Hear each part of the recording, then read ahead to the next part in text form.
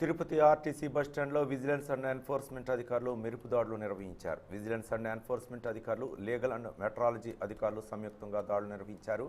RTC బస్టాండ్లోని అధిక ధరలకు విక్రయిస్తున్న 50 షాపులకు జరిమానాలు విధించారు.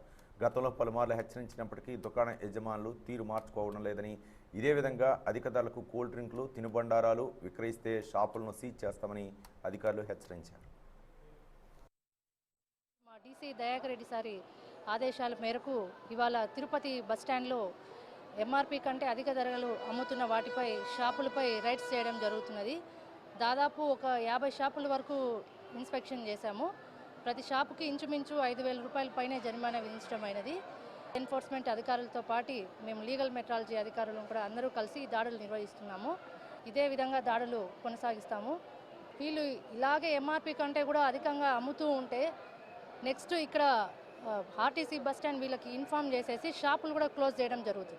దాదాపుగా 50 షాపుల వరకు మనము డెకాయ్ ఆపరేషన్ ద్వారా అందరం ముందే వస్తువులు కొనడం జరిగింది.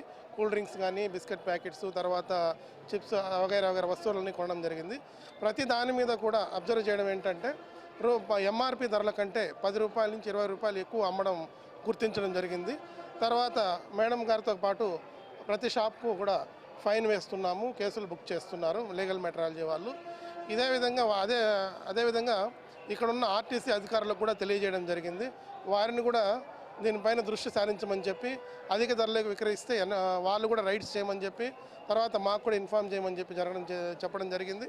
ఇంతేకాకుండా ఈ రైడ్స్ తర్వాత కూడా ఇదే విధంగా కన్నా కంప్లైంట్స్ వచ్చినా లేకపోతే అమ్ముతున్నారని